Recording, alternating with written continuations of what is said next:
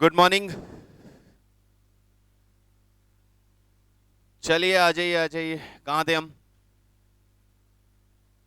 हम थे time value of money chapter, maths subject और कंपाउंड इंटरेस्ट टॉपिक। ठीक है, तो मैथ्स के टाइम वैल्यू ऑफ मनी के चैप्टर के कंपाउंड इंटरेस्ट टॉपिक के एक्सरसाइज के क्वेश्चंस हम देख रहे थे और 5 तक हम कर चुके थे, याद है ना? याददाश्त थोड़ी सी ऐसी होती है ना, घर जाने के बाद भूल जाते, वापस आ जाते हैं। क्वेश्चन नंबर 5 वापस डिमांड में आया, तो क्वेश्चन नंबर 5 देख लेते हैं सबसे पहले। If A is 1000 and is 2 year, rate of interest 6% per annum, compound interest payable half yearly, then the principal will be. पहले एक बार रिवाइज कर देता हूं, हमने कंपाउंड इंटरेस्ट में क्या बात किया था। कंपाउंड इंटरेस्ट का फॉर्मूला क्या लिखा था हमने? इंटरेस्ट का फॉर्मूला कंपाउंड इंटरेस्ट का हमने लिखा था I is equal to P 1 + r की पावर n। नॉर्मल फॉर्मूला तो ये होता है। अब यहां रेट का मतलब हमने बोला था कि रेट क्या लेना है और टाइम क्या लेना है, तो इसमें मैंने इसमें डिवाइडेड बाय m और मल्टीप्लाई बाय m करवाया था। आप चाहें तो ये पोर्शन बाद में बाहर अलग से कर लें। तो हम यहां कहेंगे compound factor of rent, compound rate. Compound rate में आप क्या करोगे, जो भी आपको आई गिवन है उसे कंपाउंडिंग पीरियड से डिवाइड करोगे तो आपका आर बन जाएगा, ये हम यूज कर लेंगे। और टाइम में हम क्या करेंगे, जो भी हमें टाइम गिवन होगा उसको m से मल्टीप्लाई करेंगे तो वो हमारा n आ जाएगा। तो पहला काम तो हमें ये करना होता है, कंपाउंडिंग पीरियड निकाल के और फिर यहां पे यूज करना होता है। ठीक है, चलिए। अब मेच्योरिटी वैल्यू का फॉर्मूला हमने क्या यूज किया था? हमने कोई फॉर्मूला यूज ही नहीं किया था। हमने तो बोला था जो भी प्रिंसिपल आए उसमें आई ऐड कर देना तो मेच्योरिटी वैल्यू का फॉर्मूला आ जाएगा। ठीक है, और फिर भी यदि आपको लगता है कि इसका फॉर्मूला बनाना है तो आई के प्लेस पे आप आई का फॉर्मूला पुट कर दीजिए, दैट इज पी 1 + r की पावर n। पी कॉमन आ जाएगा, 1 + r की पावर n। ये बन जाएगा आपका मेच्योरिटी वैल्यू का फॉर्मूला। बट बेटर है याद ना करें, कैलकुलेट करके चले। नाउ क्वेश्चन पे आते हैं। क्वेश्चन क्या बोल रहा है, ए is 1000 and n number of years 2, rate of interest 6% per annum and compound interest payable half yearly। तो हाफ ईयरली यानी जो हमारा कंपाउंडिंग फैक्टर है वो क्या हो गया, 2।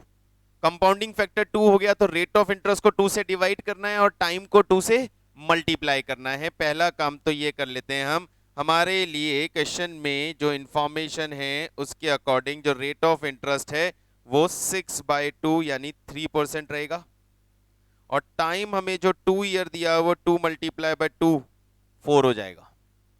क्लियर? अभी आपको बोला है ए है 1000, सो पी कैलकुलेट करना है। ए 1000 पी कैलकुलेट करना है। यदि आप ए के फॉर्मूले से चाहते हो तो ए के फॉर्मूले से चले जाइए, जैसी आपकी इच्छा है, जैसा आपका मन करे वैसे चले। तो ए के फॉर्मूले से चलें, A is equal to P 1 + r power 4। क्या ख्याल है? यही तो फॉर्मूला है। हाँ, ये पहले कन्वर्ट कर दिया ना हमने इनको। अब सॉल्व कर लेते हैं। 1 + 0.3 की पावर 4, 1.3 इंटू 2 3 4 पावर 4, पावर के बाद उसमें प्लस करेंगे 1 और फिर इस पूरे फैक्टर को डिवाइडेड बाय 1000 करके रेसिप्रोकल कर देंगे, रिजल्ट आ जाएगा 400 एंड ट्रिप, सॉरी सर, हाँ क्या हो गया?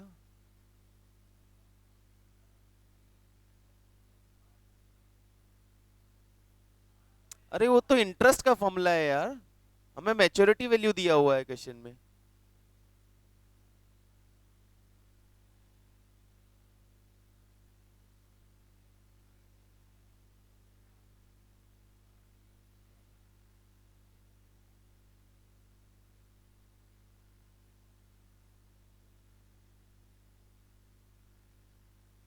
ए 888। ठीक है, चलो ठीक है। Next question number 6. The population of a town increases every year by 2% of the population at the beginning of that year. The number of year by which the total increase of population be 40%. कितने साल में total increase 40% आ जाएगा?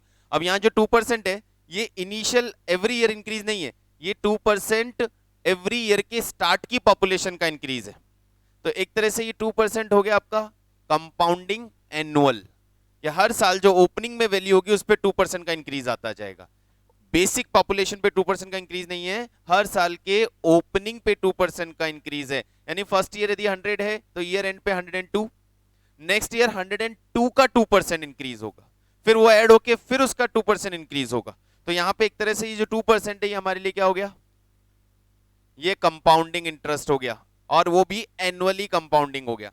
अब हमसे पूछा जा रहा है कि कितने टाइम में हमारी पॉपुलेशन 40% इंक्रीज हो जाएगी।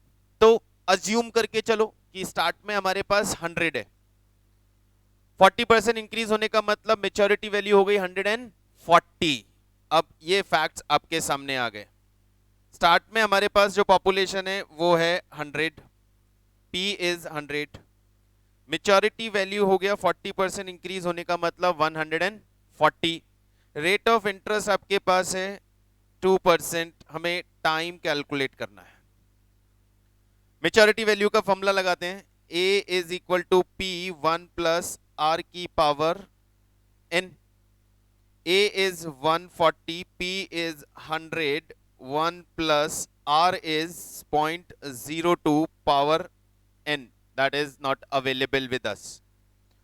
सॉल्व करें तो 140 को 100 से डिवाइड कर देंगे हम, तो ये होगा 140 divided by 100 is equal to 1.02 की पावर N। और इसको फर्दर सॉल्व करेंगे तो ये होगा 1.40 इज इक्वल टू 1.02 की पावर n। तो 1.02 की power n is equal to 1.4। तो 1.02 की पावर कितनी होगी कि वो 1.4 आ जाए? तो इसके लिए आप 1.02 कैलकुलेटर पे लें और मल्टीप्लाई करते चलें इनटू 2 3 4 5 6 7 8 9 10 11 12 13 14 15 16 17 17 टाइम मैंने जब ये प्रेस किया तो आपके पास 1.4 आ गया, यानी n इज इक्वल टू 17। 1.02 को कैलकुलेटर पे लाओ और उसकी पावर बढ़ाते जाओ बढ़ाते जाओ बढ़ाते जाओ, जहां आपके पास कैलकुलेटर पे रिजल्ट 1.4 दिखे वो नंबर ऑफ इयर्स आपका n हो गया। हाँ समझ गए? वापस 1.02 की पावर कितनी है मालूम नहीं, तो 1.02 की पावर बनाओ इनटू इक्वल पावर हो गई 2, 3 4 5 6 7 8 9 10 11 12 13 14 15 16 17 और आ गया कैलकुलेटर पे रिजल्ट 1.4, यानी इसकी पावर है 17 और पावर 17 का मतलब n इज इक्वल टू 17। और टाइम ईयरली है, कंपाउंडिंग ईयरली है, इसलिए टाइम भी 17 इयर्स ही आएगा। क्लियर? चलिए नेक्स्ट क्वेश्चन पे आते हैं। Question number 7, the difference between compound interest and simple interest on a certain sum of money invested for 3 years at 6% per annum is 110.16. The principal is। Simple interest और compound interest के बीच का difference 3 साल बाद 110.16 होता है, तो आपको principal amount बताना है। हाँ बहुत टाइम लगेगा बेटा, ऑप्शन से निकालोगे बहुत टाइम लग जाएगा। चारों ऑप्शन में जाकर सिंपल और कंपाउंड इंटरेस्ट कैलकुलेट करना पड़ेगा 3-3 साल का, और फिर इसका डिफरेंस चेक करना पड़ेगा। जहां डिफरेंस वो लग है कि पहली बार में सही आ जाए, इससे बेटर कैलकुलेट कर लेते हैं। Interest according to simple interest, simple interest का क्या फॉर्मूला था हमारा? सिंपल इंटरेस्ट का फॉर्मूला था PRT, और कंपाउंड इंटरेस्ट का हमारा क्या फॉर्मूला था? Multiply by 1 plus R by M, हाँ ठीक है, दैट एम मल्टी -1। ये था आपका कंपाउंड इंटरेस्ट का फॉर्मूला, दिस -1 इंटू पी, है ना। अब इन दोनों का डिफरेंस है, वो डिफरेंस है आपका 110 रुपीज। इन दोनों का डिफरेंस है 110 रुपीज। टाइम मालूम है, रेट मालूम है, पी कैलकुलेट करना है। टाइम और रेट रख दो। टाइम कितना 3 ईयर और रेट कितना 6%, तो 0.06 मल्टीप्लाई बाय 3 और नीचे 1 प्लस 0.06। कंपाउंडिंग कुछ नहीं दिया होता है तो ईयरली माना जाता है, ठीक है।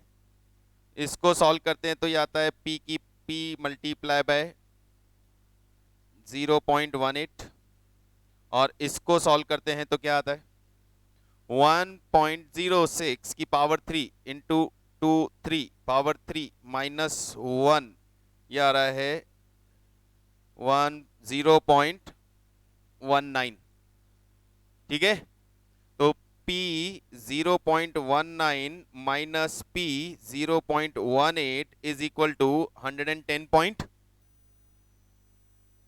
कितना है 110.16। so P is equal to 110.16 divided by 0.01।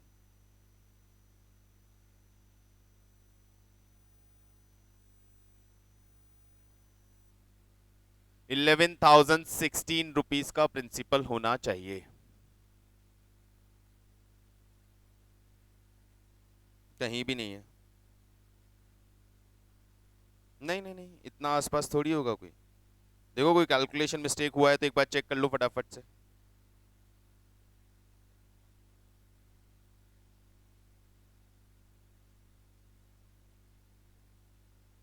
Check कर लो एक बार। 1.06 मेरा calculator 2 3 minus 1.191 minus 0.18 divided by 110.16, 10,000 आ रहा है boss. Calculation mistake, it is 10,000। हाँ 10,000 आ रहा है।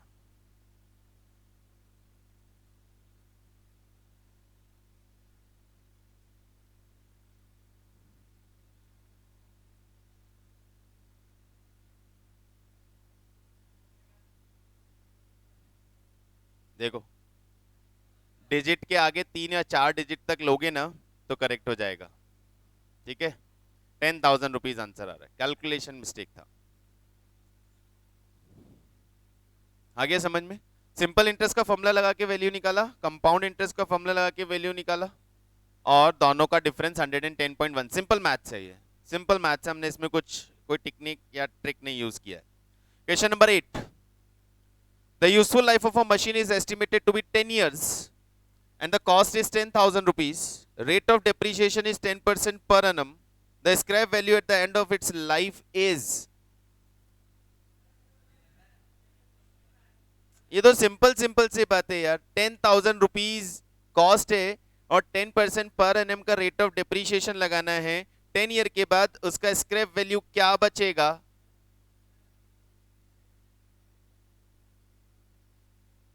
नहीं यदि क्वेश्चन नॉर्मल आता तो कंफ्यूजन होता, लेकिन कंफ्यूजन नहीं होता। उसका रीजन है क्योंकि यदि आप इसको 10 ईयर की एस्टिमेटेड लाइफ बोल रहे हो और स्ट्रेट लाइन मेथड होता तो जो स्क्रैप वैल्यू होती वो 0 होती, तो क्वेश्चन ही नहीं उठता यहाँ पे।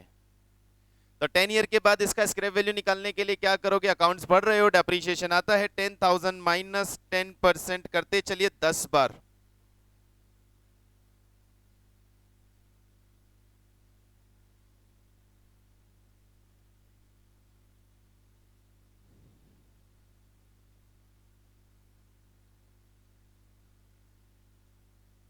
क्या रहा answer, option A 3486.78।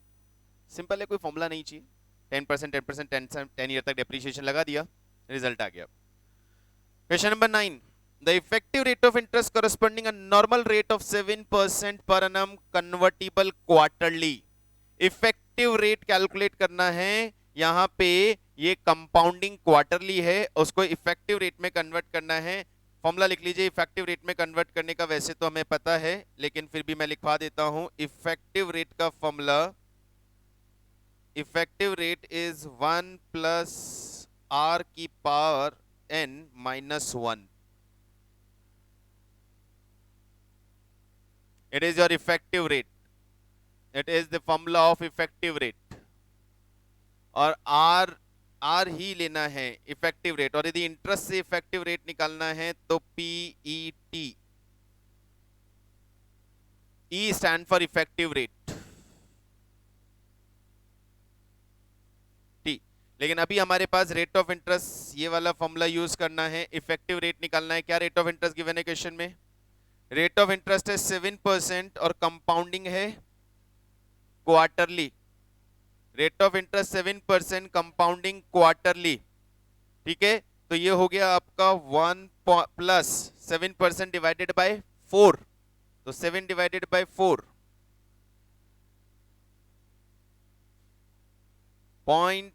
0.0175 and time is 4 minus 1.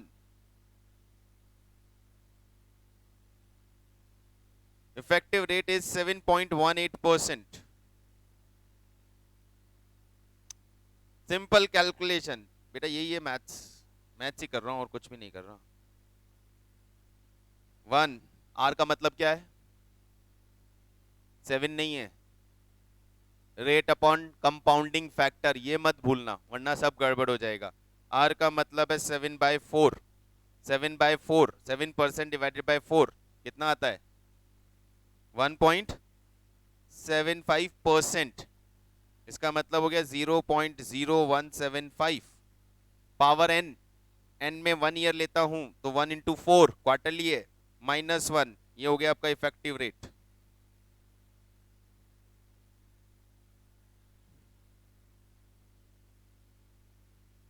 Rate कभी भी 0.7 से नहीं दी होती है. इंटू 100 करो उसको, 7.18. कंपाउंड इंटरेस्ट के केस में रेट ऑफ इंटरेस्ट को कंपाउंडिंग फैक्टर से डिवाइड करना और टाइम को कंपाउंडिंग फैक्टर से मल्टीप्लाई करना मत भूलना.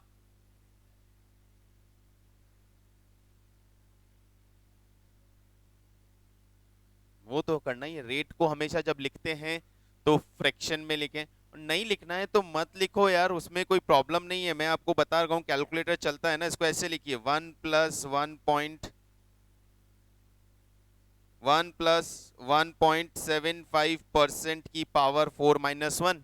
अब जैसा लिखा है वैसा ही कैलकुलेटर पे टाइप करो.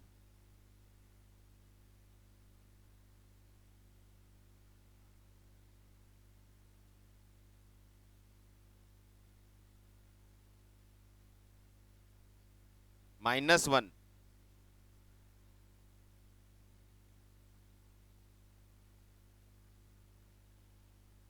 आपको ये ऐसे नहीं लिखना है, मत लिखो इसे, ऐसे ही लिखो, कोई प्रॉब्लम नहीं है. लेकिन जैसे लिख रहे हो वैसा ही कैलकुलेटर पे टाइप करना. 1.75% लिखा है तो परसेंट काउंट करना, और परसेंट नहीं लिख रहे हो तो 100 से डिवाइड करके डेसिमल में लिखना. और परसेंट लिखा है, परसेंटेज फॉर्म में लिखा है तो कैलकुलेटर पे भी परसेंटेज को ही प्रेस करना है. वो मिस्टेक मत करना. वो तो लास्ट में तो रिजल्ट तो देना ही पड़ेगा. समझ गए? चलिए next question. Question number 10. Compound interest on 16,000 for 1.5 years at 10% per annum half yearly compounding. 16,000 rupees principal. Simple है तो question. 16,000 rupees is your principal. 1 plus R क्या है? आर क्या है? रेट ऑफ इंटरेस्ट क्या है? 10%. फिर कन्वर्ट नहीं किया. ये है रेट ऑफ इंटरेस्ट आपकी 10% पर एनम और हाफ ईयरली कंपाउंडिंग है. तो कंपाउंडिंग फैक्टर हो गया 2. 10% डिवाइडेड बाय 2 यानी 5%. 5%, तो रेट ऑफ इंटरेस्ट हो गया आपका 5%। टाइम टाइम 1.5 ईयर, लेकिन मल्टीप्लाई बाय 2, तो आप पावर लेंगे 3। तो करो इसको, 1 plus 5% into 2 3 minus 1 multiply by 16,000 2522। तो just remember the formula, value रखी और कैलकुलेटर चलाना है।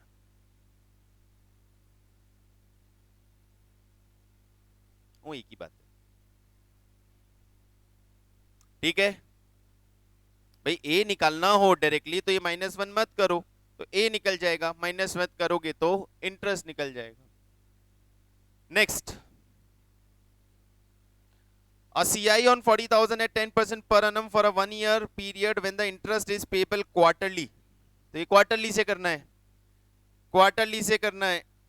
क्वार्टरली से करने के लिए principal amount 40,000, 1 plus rate of interest कितना है 10% डिवाइडेड बाय 4, क्योंकि कंपाउंडिंग फैक्टर आपका क्वार्टरली यानी 4 है, तो 10 डिवाइडेड बाय 4 यानी 2.5% माइनस 1, कितने साल का 1 ईयर। 1 ईयर का मतलब मल्टीप्लाई बाय 4, तो पावर हो गई आपकी 4। 1 plus 2.5% into 2 3 4 minus 1 multiply by 40,000, 4152। आ गया समझ में? बहुत इजी है यार, फॉर्मूला याद है, कैलकुलेटर पे कैलकुलेशन हो रही है, बिल्कुल इजी है। और जैसा है वैसा लिखते चलिए। रेट हमेशा डिवाइडेड बाय कंपाउंडिंग फैक्टर से लिखना है, टाइम हमेशा मल्टीप्लाई बाय कंपाउंडिंग फैक्टर से लिखना है।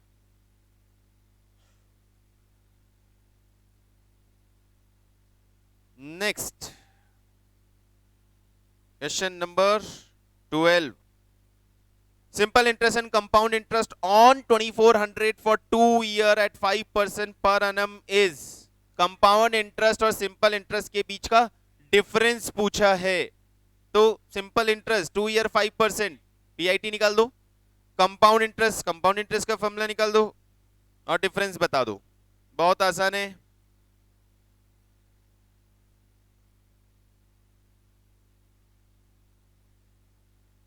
देखिए, हाँ, सिंपल इंटरेस्ट PRT, P कितना 2400 2 ईयर 5%, 2400 2 ईयर 5%, और compound interest P1 plus R की power N minus 1, 2400 1 plus R is 5% और कंपाउंडिंग फैक्टर गिवन नहीं है, तो वी विल अज्यूम कि it is annual compounding period भी 2 ईयर माइनस 1। दोनों को सॉल्व कीजिए और डिफरेंस बता दीजिए, ठीक है। तो ये हो गया 2400 मल्टीप्लाई बाय 2 मल्टीप्लाई बाय 5%, इसका इंटरेस्ट आ रहा है 240, 1 प्लस 5% इंटू इक्वल -1 इंटू 2400, इसका इंटरेस्ट आ रहा है 246, डिफरेंस इज 6 रुपीज।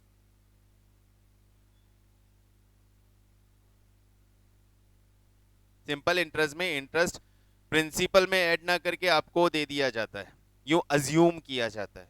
मैं लेना नहीं लेना दैट इज योर वॉइस।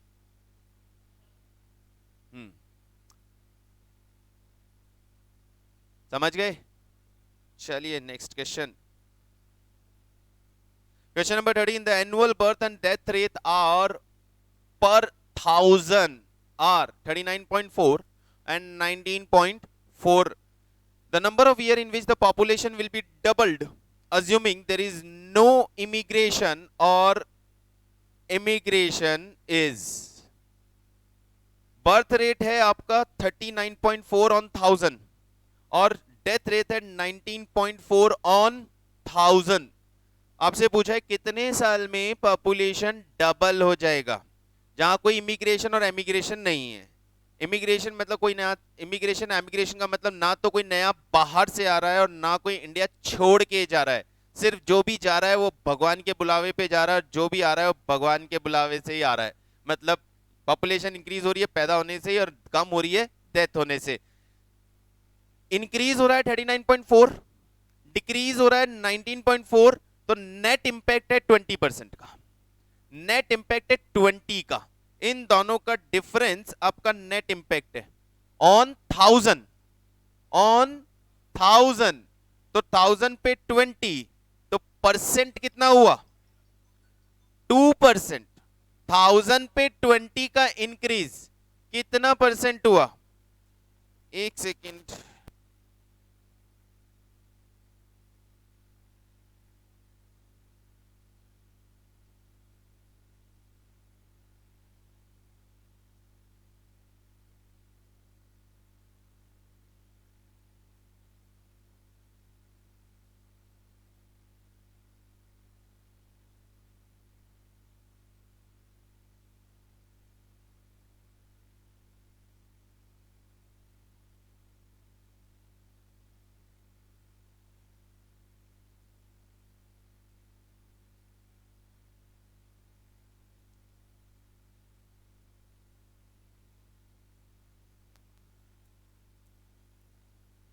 तो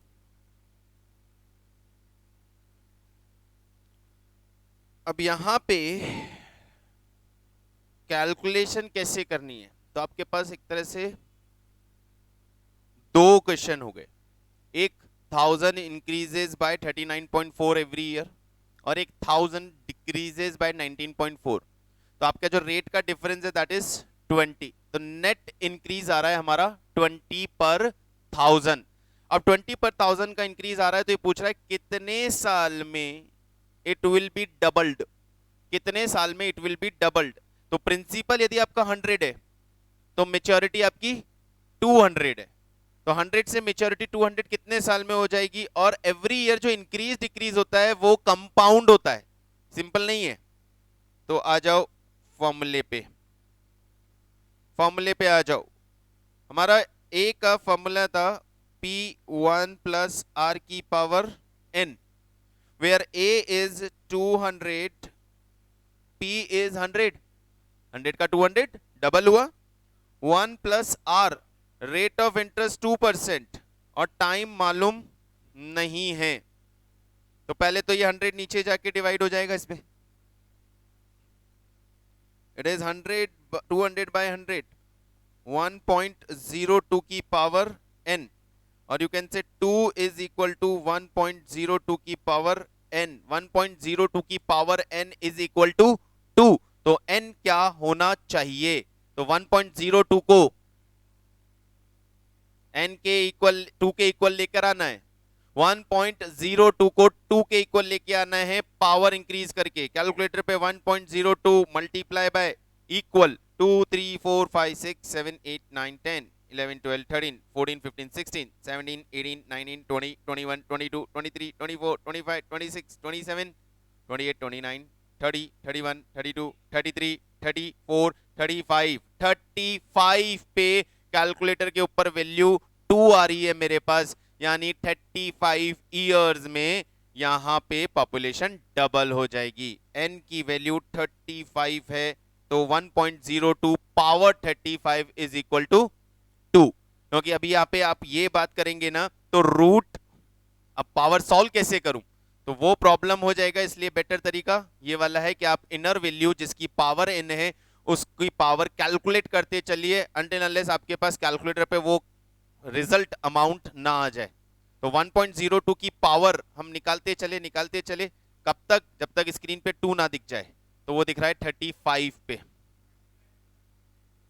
हो गया ना 2 भाई, 1.999 का मतलब 2 ही होता है, ठीक है? अभी क्लियर? चलिए question number 4, CI 4000 for 6 month at 12% per annum payable quarterly is, हो जाएगा। ये तो सिंपल क्वेश्चन है भाई, सॉल्व इट। बताइए फटाफट इसका सॉल्यूशन। 12% पर annum का रेट है, क्वार्टरली पेबल है, तो 12% का हो जाएगा 12 divided by 4, rate of interest हो गई 3%, और टाइम है 6 मंथ यानी ईयर, हाफ ईयर, तो 0.5 इंटू 4, टाइम हो गया 2।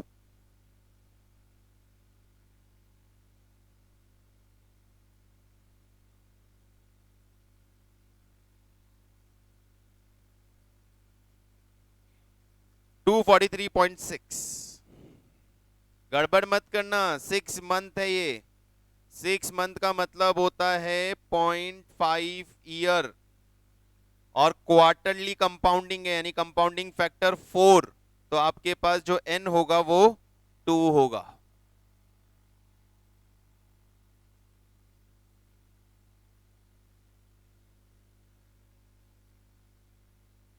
Is it clear? तो ये था कंपाउंड इंटरेस्ट से रिलेटेड एक्सरसाइज। अभी क्लियर है सारा, कोई प्रॉब्लम नहीं? बहुत है। चलिए, दो कॉन्सेप्ट हमारे कंप्लीट हो गए। पहला कॉन्सेप्ट था सिंपल इंटरेस्ट, सेकंड कॉन्सेप्ट है compound interest. Formulas are okay, concept is okay. Now move on the third concept, annuity.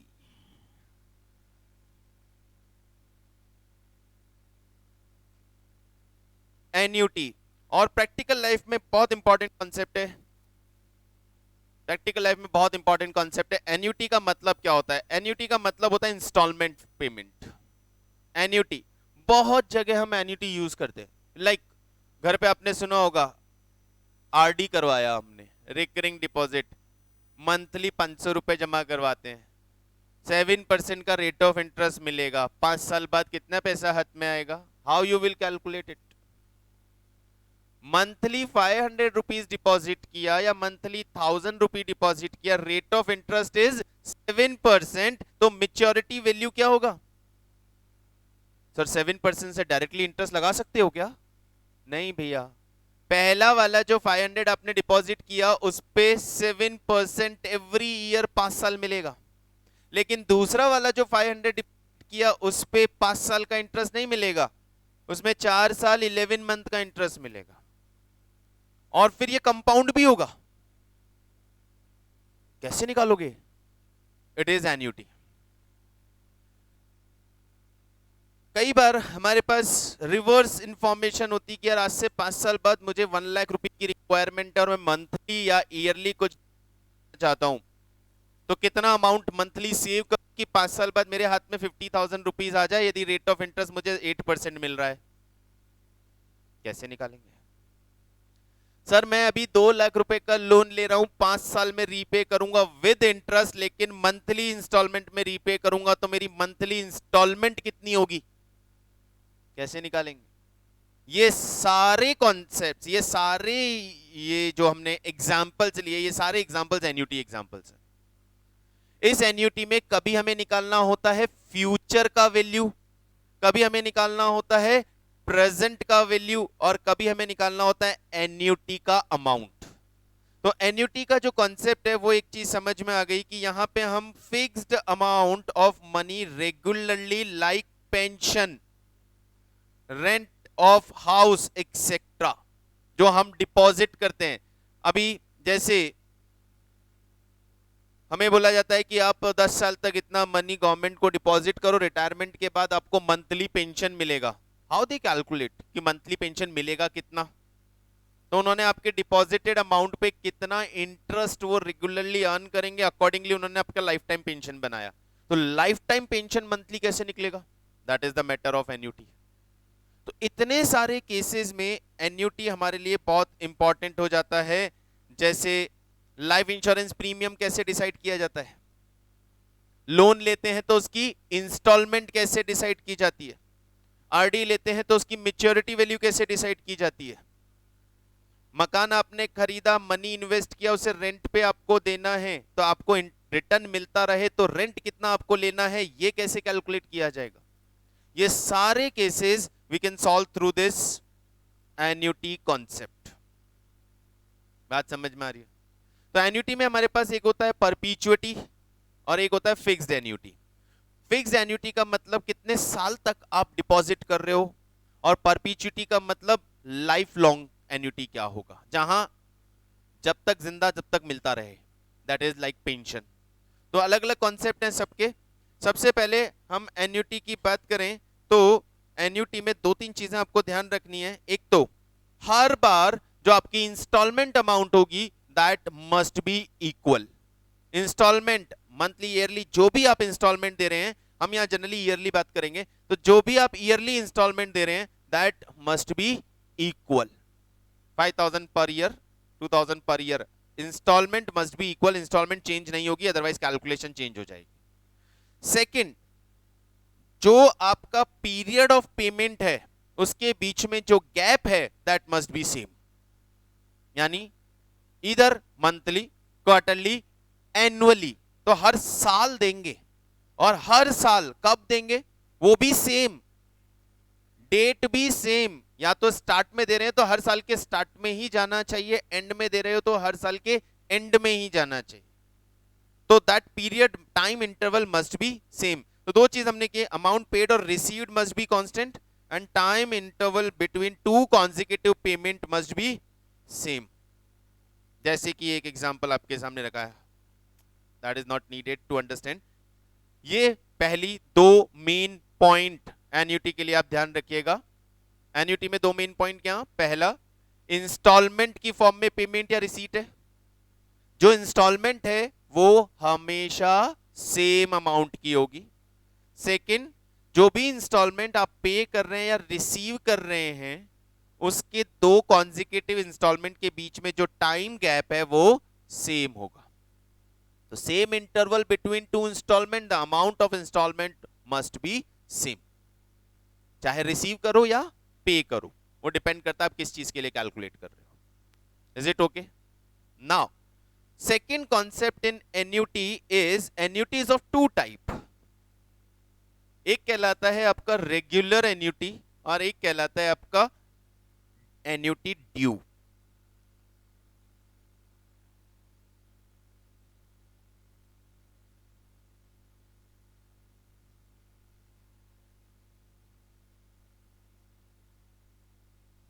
Annuity में आपका दो तरह का एन्युटी होता है, एक होता है रेगुलर एन्युटी और एक कहलाता है एन्युटी ड्यू, या एक नाम और दे सकते हो उसको, इमीजिएट।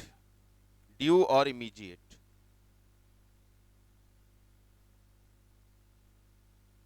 अब इन दोनों एन्युटी में डिफरेंस क्या है?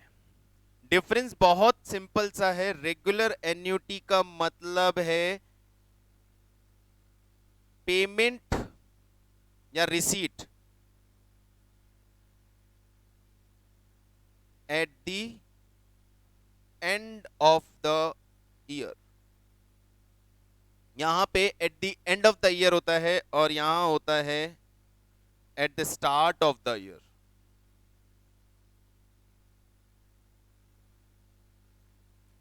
स्टार्ट ऑफ द ईयर लिखिए या पीरियड लिख लीजिए, ज्यादा बेटर है, क्योंकि जरूरी नहीं है आप ईयरली पेमेंट कर रहे हो, तो पीरियड कर दो।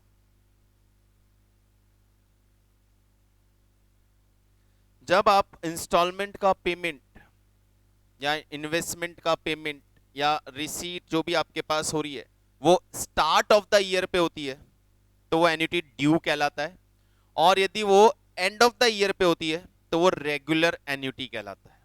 डिफरेंस क्या है सर इसमें? डिफरेंस ये है, यदि आप एंड ऑफ द ईयर पे कोई इंस्टॉलमेंट पे करते हो या कोई इन्वेस्टमेंट करते हो तो उस पे उस करंट ईयर का इंटरेस्ट नहीं मिलेगा। यदि आप इन्वेस्टमेंट कर रहे हो और हर इन्वेस्टमेंट की इंस्टॉलमेंट ईयर एंड पे दे रहे हो तो उस पर्टिकुलर इंस्टॉलमेंट पे करंट ईयर का इंटरेस्ट नहीं मिलेगा। यदि आप लोन का प्रीपेमेंट कर रहे हो और इंस्टॉलमेंट पे कर रहे हो तो ईयर एंड पे यदि आप इंस्टॉलमेंट पे कर रहे हो तो करंट ईयर का इंटरेस्ट भी लगेगा, क्योंकि आपने ईयर एंड में पे किया। बात समझ में आ रही है? लेकिन जब मैं एन्युटी ड्यू पे जाता हूं और हर चीज ईयर स्टार्ट पे करता हूं, तो ईयर स्टार्ट पे करने का मतलब इफ आई एम इन्वेस्टिंग तो मुझे एन्युटी ड्यू के केस में जिस साल में मैंने इन्वेस्टमेंट किया, शुरू किया, मुझे उस इंस्टॉलमेंट पे उस साल का भी इंटरेस्ट मिलेगा, क्योंकि मैंने ईयर स्टार्ट में कर दिया है। मान लो यदि आप 10 साल के लिए इन्वेस्टमेंट करते हो, 10 साल इन्वेस्टमेंट करते हो और हर साल के एंड में इन्वेस्ट करते हो, तो आपने जो 10th ईयर में इन्वेस्टमेंट किया उस पे इंटरेस्ट मिलेगा क्या? नहीं मिलेगा, क्योंकि वो 10th ईयर के एंड में इन्वेस्ट कर रहे हो। फर्स्ट ईयर पे 10 ईयर का इंटरेस्ट मिलेगा, सेकेंड ईयर पे 9 ईयर का इंटरेस्ट मिलेगा, थर्ड ईयर पे 8 ईयर का इंटरेस्ट मिलेगा, लेकिन जो लास्ट ईयर में इन्वेस्ट किया उस पे 0 इंटरेस्ट मिलेगा। लेकिन यही एन्युटी स्टार्ट होता, एन्युटी ड्यू होता, तो फर्स्ट ईयर के स्टार्ट में इन्वेस्ट कर रहे हो, you will get interest for whole 10 year, second installment पे 9 ईयर, थर्ड इंस्टॉलमेंट पे 8 ईयर, लास्ट इंस्टॉलमेंट पे भी 1 ईयर का इंटरेस्ट मिलेगा। तो ये एक डिफरेंस आता है, ये डिफरेंस बहुत सिंपल सा डिफरेंस है। रेगुलर एन्युटी में एक साइकिल ऑफ इंटरेस्ट कम होता है और एन्युटी ड्यू में एक साइकिल ऑफ इंटरेस्ट एक्स्ट्रा होता है। ये मेन डिफरेंस है, और यही डिफरेंस हम जब कैलकुलेशन करेंगे तो हमारी कैलकुलेशन में रिफ्लेक्ट करेगा ड्यू और रेगुलर के केस में। Is it okay? चलिए अब बात करते हैं इसके साथ जुड़े कॉन्सेप्ट की। सिंपली एन्युटी का कोई कैलकुलेशन नहीं है। एन्युटी कनेक्ट करता है आपकी फ्यूचर वैल्यू से या प्रेजेंट वैल्यू से। तो यहां हम दो कॉन्सेप्ट साथ में पढ़ते हुए चलेंगे जो मेरे लिए, हमारे लिए इंपॉर्टेंट है। Future value, present value.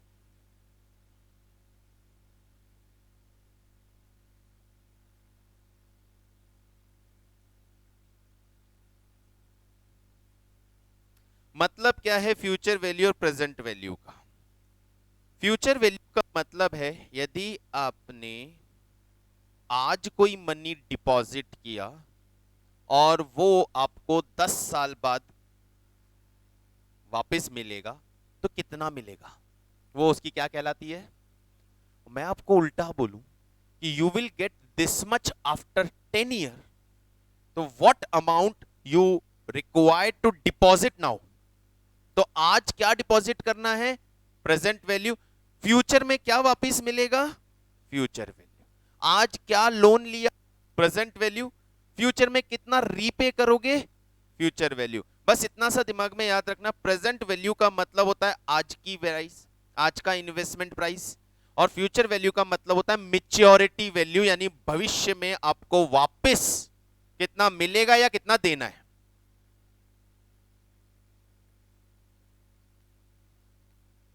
तो 10 साल पहले वाली प्रेजेंट वैल्यू और आज की फ्यूचर वैल्यू, ऐसा कोई, बिल्कुल वही चीज है। इनिशियल इन्वेस्टमेंट प्रेजेंट वैल्यू और maturity future value. Is it okay? अब फ्यूचर वैल्यू प्रेजेंट वैल्यू काम में आती है, बहुत जगह काम में आती है, बहुत जगह काम में आती है। आज कितना जमा कर दूं ताकि 10 साल बाद इतना हो जाए। जैसे नॉर्मली हमारी होती है ना, यार सर 10 साल बाद एक मकान बनाना है, उसके लिए 1 करोड़ रुपया चाहिए, या यूं कहें आज मकान बनाते हैं तो आज मकान बनाते हैं तो 50 लाख में बनता है। आज नहीं बनाना, 10 साल बाद बनाना है, तो क्या 50 लाख में बन जाएगा? नहीं। तो आज की वैल्यू 50 लाख, फ्यूचर वैल्यू देखो रेट ऑफ इंटरेस्ट क्या चल रही है, उससे फ्यूचर वैल्यू बताओ कि क्या उस वक्त पैसा लगेगा। समझ में आया? ये काम में आएगा। अब इसमें हम दो कॉन्सेप्ट एक साथ डाल देते हैं, future value, present value in case of single installment. In case of single installment, single payment, आज एक बार पेमेंट किया, आज एक बार डिपॉजिट किया, वही अमाउंट 10 साल बाद कितना हो जाएगा, या 10 साल बाद इतना मुझे पे करना है, आज कितना डिपॉजिट कर दूं, दैट्स ऑल। ये एक सिंगल इंस्टॉलमेंट। और future and present value in case of annuity, जहां हम इंस्टॉलमेंट देते जा रहे हैं और उसका फ्यूचर वैल्यू निकालना है, या उसका फ्यूचर वैल्यू मालूम है और मुझे उसकी इंस्टॉलमेंट डिसाइड करनी है या प्रेजेंट वैल्यू निकाल। तो दो चीजें फ्यूचर वैल्यू प्रेजेंट वैल्यू में हमें डिस्कस करनी है, सिंगल पेमेंट के केस में और एक एन्युटी के केस में। सिंगल पेमेंट के केस में future value is equal to present value 1 plus R की पावर n। और क्या हुआ था? तो और क्या बात की थी हमने, it is sort of compound interest, it is sort of compound interest. आज 10,000 रुपए जमा किए, 10% की रेट ऑफ इंटरेस्ट से 10 साल बाद कितने हो जाएंगे, तो 10 साल बाद जो हो जाएगा वो उसकी क्या है, फ्यूचर वैल्यू। और नॉर्मली देखें तो वो क्या है, उसकी मेच्योरिटी अमाउंट। नहीं, इसमें नहीं होता ऐसा कुछ, बिल्कुल, इसलिए इसको फ्यूचर वैल्यू तरह ही बात करें। अब प्रेजेंट वैल्यू निकालना है, फ्यूचर वैल्यू मालूम है, क्या करो यार,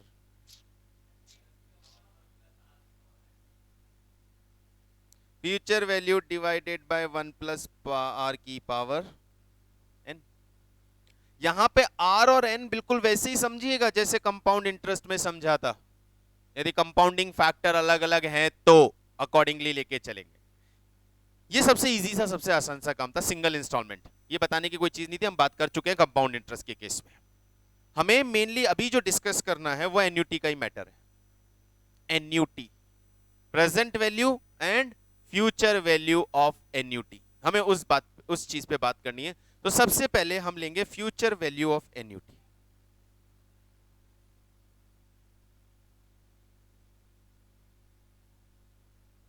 कौन सी, रेगुलर। हम बात रेगुलर की ही करेंगे क्योंकि रेगुलर और ड्यू में डिफरेंस सिर्फ एक ईयर का होता है, एक एडिशनल फैक्ट का होता है, एक एडिशनल ईयर का होता है, उसको हम वहां सिर्फ एडजस्ट करेंगे, हम अलग से कोई फॉर्मूला डेवलप नहीं करने वाले। रेगुलर एन्यूटी के केस में फ्यूचर वैल्यू ऑफ एन्यूटी का फॉर्मूला क्या है, फॉर्मूला बहुत आसान सा है, sorry,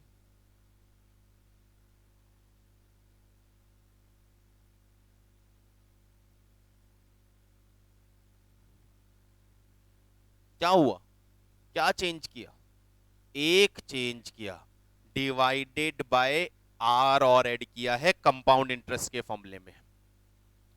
here A stand for annuity, A stand for annuity, R rate of interest, N time period, वो सेम है सब कुछ। कंपाउंड इंटरेस्ट के फॉर्मूले में ये ए की जगह पी था क्योंकि वहां प्रिंसिपल था वन टाइम, यहां मल्टीपल टाइम इन्वेस्टमेंट हो रहा है तो प्रिंसिपल मल्टीपल हो गए, मल्टीपल प्रिंसिपल को हमने क्या नाम दे रखा है, एन्यूटी। तो ये हो गया एन्यूटी, जो भी एक इंस्टॉलमेंट आप पे करने वाले हो। कंपाउंड इंटरेस्ट में जो फॉर्मूला था उसमें 1 प्लस आर की पावर एन माइनस 1 था, यहां हमने डिवाइडेड बाय आर और कर दिया। क्यों, क्योंकि ये वन टाइम इन्वेस्टमेंट नहीं है, रेगुलर इन्वेस्टमेंट है, हर साल इन्वेस्टमेंट है। तो यदि आप फॉर्मूला याद करने की सोच रहे हो तो बहुत आसान सा हो गया, कंपाउंड इंटरेस्ट का फॉर्मूला माइंड में लाओ, वो तो याद है ही, पी की जगह ए और डिवाइडेड बाय आर डालना है। यस, यदि यहां पे भी कंपाउंडिंग फैक्टर आएगा तो जहां भी कंपाउंड की बात करोगे वहां वो कंपाउंडिंग फैक्टर का इंपैक्ट देना है, बस इतना सा एलिगेशन याद रखना है, ठीक है। जैसे मान लो ये मंथली इंस्टॉलमेंट होती, यदि ये मंथली इंस्टॉलमेंट है हमारी तो आर हो गया rate of interest divided bye 12 और एन हो गया टाइम मल्टीप्लाई बाय 12। यदि ये क्वार्टरली इंस्टॉलमेंट देता हूं, हाफ ईयरली देता हूं, अकॉर्डिंगली आपको आर और एन चेंज करना है, वो सिंपल कॉन्सेप्ट पहले से हमें पता है। ये हो गया रेगुलर एन्यूटी के केस में। अब बात करते हैं एन्यूटी ड्यू के केस में। एन्यूटी ड्यू के केस में क्या एडिशनल हो गया सर, एन्यूटी ड्यू के केस में 1 साल का इंटरेस्ट एक्स्ट्रा मिलेगा। तो एक ये जो अमाउंट निकल के आया ना, फ्यूचर वैल्यू जो निकल के आई आपकी, इस फ्यूचर वैल्यू, ये जैसे 10 साल की एन्यूटी है तो यहां पे 9 इंस्टॉलमेंट जा चुकी जिसका इंटरेस्ट आ गया, लेकिन ड्यू के केस में 1 साल एक्स्ट्रा इंटरेस्ट मिलेगा। तो इस पूरे मैच्योर्ड अमाउंट पे 1 साल का इंटरेस्ट निकाल के और ऐड कर दो। इस फ्यूचर वैल्यू को कैलकुलेट करो, पूरी फ्यूचर वैल्यू कैलकुलेट करो जैसे कर रहे थे अभी अभी रेगुलर में, और उसमें 1 साल का इंटरेस्ट और ऐड कर दो, यानी future value will be future value multiply by 1 plus are.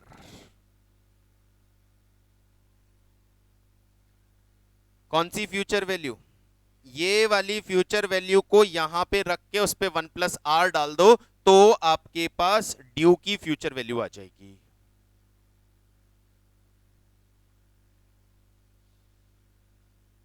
बस 1 साल का इंटरेस्ट और लगाना है ना, n तो 1 हो गया ना, फिर 1 साल का इंटरेस्ट और ऐड करना है बस मुझे। वो तो आर ही चेंज हो गया ना बेटा, आर तो ऑलरेडी चेंज करके लिख चुका हूं ना मैं क्वेश्चन में। वो तो चेंज ऑलरेडी मैं कर ही चुका हूं ना। मैंने क्या बोला, एक पीरियड का इंटरेस्ट और ऐड करना है। ये एनुअल है तो 1 साल का इंटरेस्ट हो गया, क्वार्टरली है तो 1 क्वार्टर का इंटरेस्ट हो गया, मंथली है तो 1 मंथ का इंटरेस्ट। एक पीरियड का इंटरेस्ट और ऐड करना है। तो एन तो मतलब ही नहीं करता, क्योंकि एन तो हमेशा 1 रहेगा। 1 पीरियड है ना, एन का मतलब तो पीरियड है, तो वो तो हमेशा 1 रहेगा। आर आर ऑलरेडी यदि मंथली क्वार्टरली जो है उसके अकॉर्डिंग ऑलरेडी एडजस्ट हो चुका है। हम तो आर वही लेते हैं ना। आर का मतलब क्या है हमारा, annual interest divided by M. हमने ऑलरेडी डिवाइडेड बाय एम करके आर तो ऑलरेडी कन्वर्ट कर दिया है यदि जरूरत पड़ी है तो। फ्यूचर वैल्यू में कोई डाउट? दोनों क्लियर? चलिए अब बात करेंगे इसके प्रेजेंट वैल्यू की।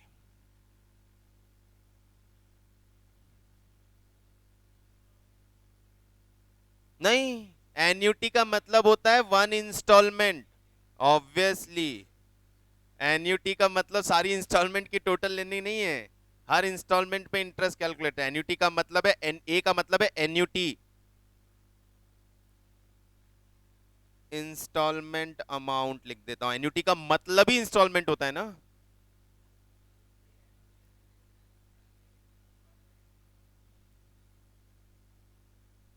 यदि ये एनुअल है तो एनुअल, क्वार्टरली है तो बस क्या करना है, टी और एन और आर चेंज करना है।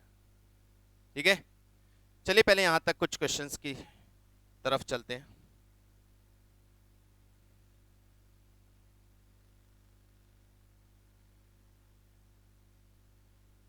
ये तो हो गया था क्या, ये हो गया था।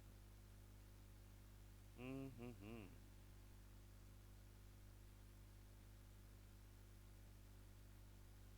हाँ पहले इलस्ट्रेशन ही करवा देता हूँ फिर मैं आपको। 4.26 देखिए, question is find the future value of an annuity, find the future value of an annuity of 500 rupees made annually for 7 years at interest rate of 14% compounded annually। अब हमारा फॉर्मूले में वैल्यू रखते हैं तो ये तो फॉर्मूले की वैल्यू हो गई। इसको सॉल्व करने का तरीका आता है, 1.14 1.14 की पावर 7 इंटू 2 3 4 5 6 7 -1 डिवाइडेड बाय 0.14 और multiply by 500 rupees. Answer calculator पे निकलेगा 5365.35, हाँ 0.2 जो भी है। क्या करना था, फॉर्मूले में वैल्यू पुट कर दी। टाइम है 7 years, rate of interest 14%, compounded annually. तो हमारे अकॉर्डिंग 1+r की power n -1 divided by r multiply by annuity, यानी 500। 1+r, r is 14%, power 7 -1 divided by 14%। ठीक है, डेसिमल में लिखो ही मत, क्योंकि आप डेसिमल में लिखते वक्त वो एक जीरो और एक डेसिमल के बाद का जीरो पर गायब हो जाता है। मेरा बहुत कॉमन मिस्टेक है ये।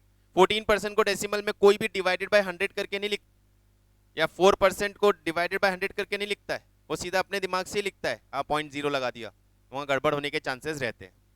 ठीक है, चलिए एक और देखते हैं।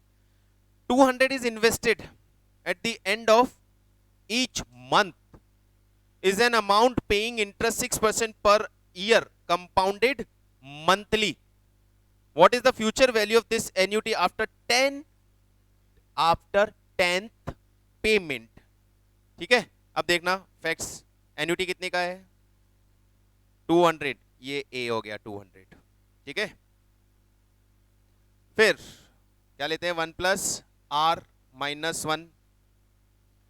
आर रेट ऑफ इंटरेस्ट क्या है, 6% पर ईयर, लेकिन कंपाउंडेड क्या है, तो 6% को 12 से डिवाइड करोगे, 6 डिवाइडेड बाई 12, 6 डिवाइडेड बाई 12, तो रेट ऑफ इंटरेस्ट आता है 0.5%। मैं 0.5% ही लिखूंगा, कंफ्यूजन नहीं चाहिए। नीचे भी 0.5% ही लिखूंगा, चलेगा। Time, each month, monthly payment कर रहे हैं। कितने पेमेंट किए हमने, 10 पेमेंट किए, 10 पेमेंट किए, तो n हो गया 10। अब एक चीज कंफर्म कर लेना, जो ये आप ये पेमेंट कर रहे हो, ये एंड ऑफ मंथ कर रहे हो या स्टार्ट ऑफ मंथ कर रहे हो, तो यहां लिखा है एंड ऑफ मंथ, इसलिए ये रेगुलर एन्युटी है। और स्टार्ट ऑफ मंथ होता तो ये एन्युटी ड्यू होती, तो उसके लिए एक एडिशनल कैलकुलेशन और करनी पड़ती। Got it. तो यहां पे इसको सॉल्व कर लेते हैं। 1 प्लस 5% मल्टीप्लाई बाय, नहीं, पावर 10, 2 3 4 5 6 7 8 9 10 माइनस 1 डिवाइडेड बाय 5%, ओहो सॉरी 1.05%, पावर 10, 2 3 4 5 6 7 8 9 10,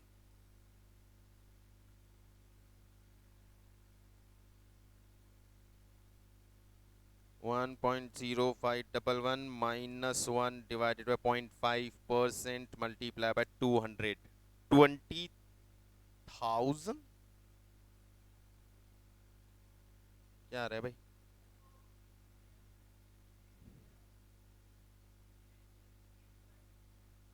हाँ, 3 टू एन होता है। ये होता है क्या, एन नंबर ऑफ पीरियड्स, एक साल मंथली है तो 1 into 12।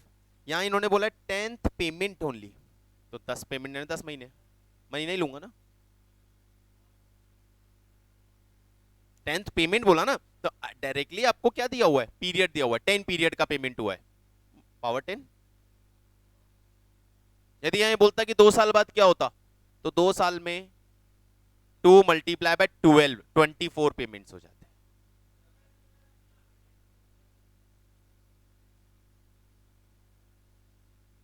कितना आ रहा है, 2045, देख लो आंसर 2045 आ रहा है। कौन सा पेज था, ये वाला, 2045 करेक्ट है। क्या हो गया,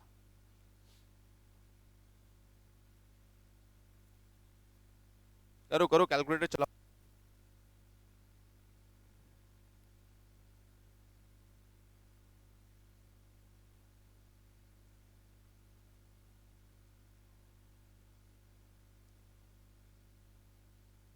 आ गया, चलिए बढ़िया। नेक्स्ट एग्जांपल देखते हैं। Z इन्वेस्ट 10,000 एवरी ईयर, तो एवरी ईयर का मतलब एन्युटी अमाउंट हो गया आपका 10,000। Starting from today, starting from today मतलब ड्यू एन्युटी हो गया, आज से स्टार्ट कर रहे हो मतलब ईयर स्टार्ट से इन्वेस्टमेंट कर रहे हो। ड्यू एन्युटी कितने पीरियड के लिए, रेट ऑफ इंटरेस्ट और कंपाउंडिंग एनुअली, तो ये फॉर्मूला में वैल्यू जाती है 10,000, 1 plus 8% power 10 minus 1 divided by 8%,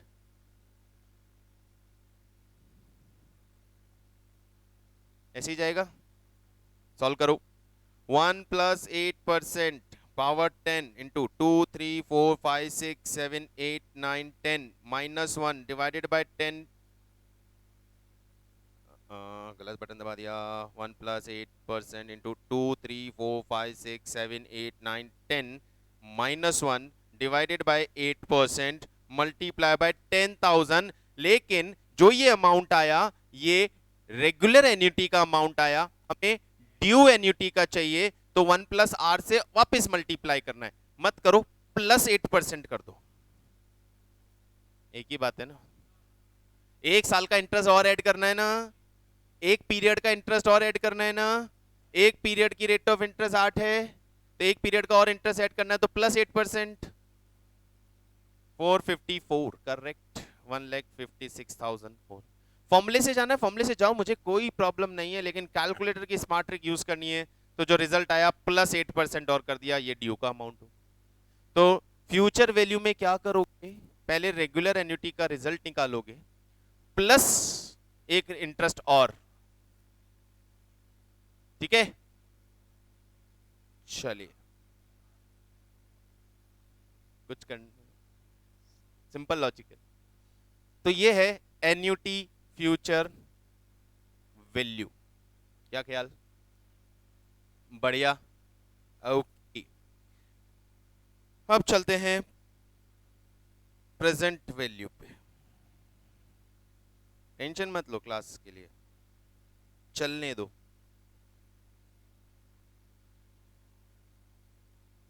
today, हाँ हाँ हाँ हाँ हाँ हाँ, बिल्कुल बिल्कुल बिल्कुल।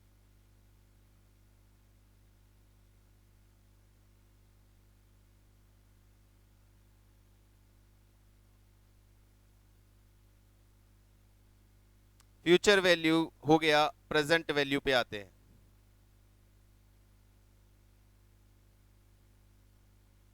फॉर्मूला, फॉर्मूला नोट कर लेना, ये रहा लिखा हुआ भी है।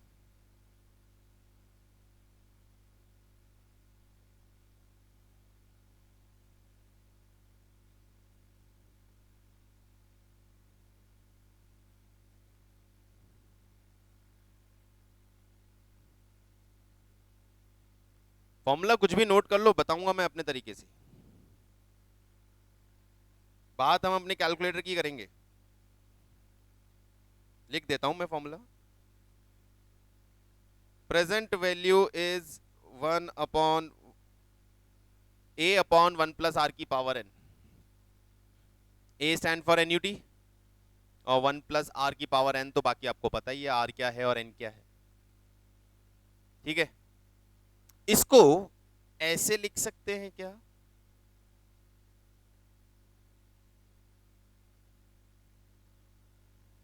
लिख सकते हैं ना। इसको डायरेक्टली कैलकुलेटर पे कैलकुलेट कर सकते हैं हम, फिर उसको A से मल्टीप्लाई कर देंगे, हम क्यों फॉर्मूले में जाएंगे, ठीक है ना। कैसे करेंगे, बस तो फिर कैसे करेंगे, तो क्वेश्चन पे आ जाओ। हाँ इसमें भी है, इसमें भी है, करेंगे बात, अभी रुको, चले एग्जांपल लेते हैं। Find the present value of 10,000, find the present value of 10,000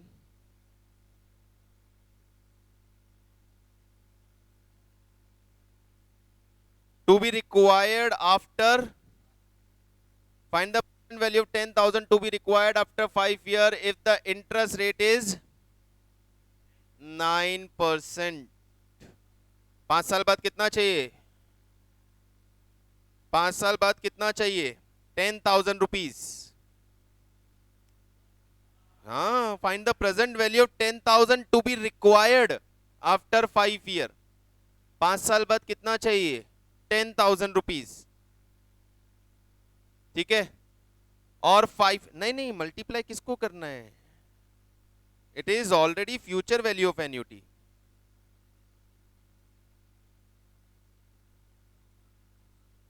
it is already future value of annuity. तो 5 साल बाद कितना चाहिए, 10,000। Rate of interest 9%, time period 5 year, present value निकालनी है। तो पहले आप क्या करेंगे, पहले 1/1 + 9% की पावर 5 को सॉल्व करेंगे। इसको सॉल्व करने का तरीका समझिए, देखिए शॉर्टकट में।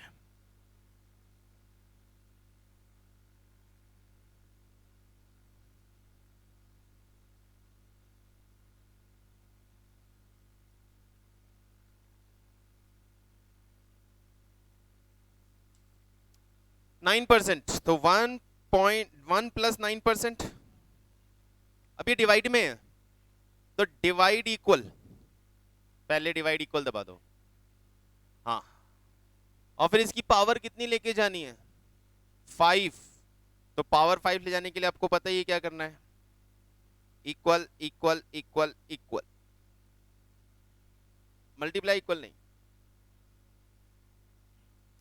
डिवाइड की पावर में है। एक मिनट यार, कॉल आ रहा है।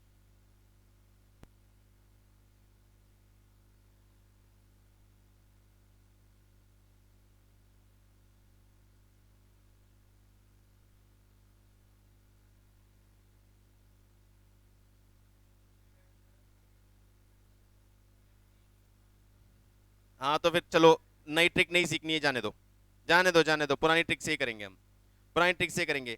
ये आपको सॉल्व करना आता है, सॉल्व करो। 1 + 9% की पावर 5 इंटू 2 3 4 5 डिवाइडेड बाय 10,000 कर दो, और फिर उसका रेसिप्रोकल कर दो, 6499 आ गया। उससे भी आ जाएगा वो तो, बताऊंगा बाद में, बताऊंगा। अब नेक्स्ट क्लास में बताऊंगा, ट्रिक तो जरूरी है वो प्रेजेंट वैल्यू की, प्रेजेंट वैल्यू की वो ट्रिक बताऊंगा नेक्स्ट क्लास में, बताऊंगा। हाँ वो ठीक है, इतना कोई फर्क नहीं है, ठीक है। तो हाँ, चलता रहता इतना तो है ना। Okay okay okay okay okay, चलिए तो फिर आज की क्लास को यही, कल नेक्स्ट क्लास में आएंगे और most probably present value future value का कॉन्सेप्ट कल खत्म करेंगे, ठीक है। ट्रिक बताऊंगा, बिना ट्रिक के मजा नहीं आएगा, कल ही बताऊंगा। Okay then bye.